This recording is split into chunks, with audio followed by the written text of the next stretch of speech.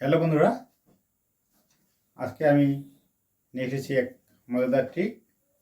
বর্গ সংখ্যা কীভাবে কৌশলে ব্যয় করতে হবে। যদি এমন সংখ্যা থাকে 3 সংখ্যা আর মাঝখানে যদি শূন্য থাকে, তাহলে আমি কীভাবে ওটা বর্গ করব। তো দেখানো যাক।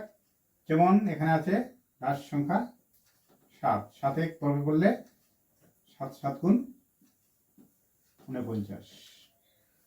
প্রথম সংখ্যা বর্গ করলে 1 বর্গ করলে কী হবে? একই হবে, 1 হবে।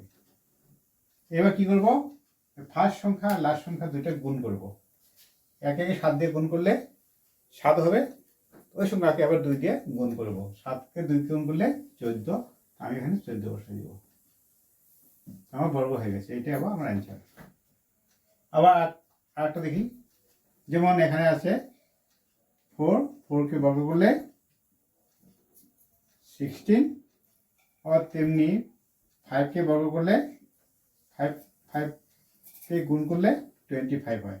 এবার আবার সেম এই 4 কে 5 দিয়ে কি করব?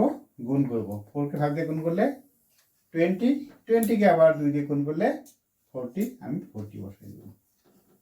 এটা অ্যান্সার হয়ে গেছে। আরেকটা করি, দেখি। যেমন 703,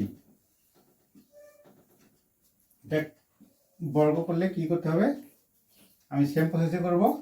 3 কে গুণ করলে 9, কিন্তু সংখ্যা আমার হতে হবে 2টা, গতিকে আমি একটা 0 বসাই নিব, 09। তেমনি 7 কে বর্গ করলে 7 7 49, 49। এবার আমি কি করব? সেম প্রসেসে 7 3 গুণ 21, 21 কে দিতে করলে 42, 42। তো অতি সহজে আমি কি করতে পারি? এর সমুখ থাকলে বর্গ বের করে নিতে পারি। তো এই বর্গ ট্রিক্সটা আপনাদের কেমন লাগলো? যদি ভালো লাগে তাহলে আমার চ্যানেলটা সাবস্ক্রাইব করে দিবেন এবং ফলো করে দিবেন। ঠিক আছে।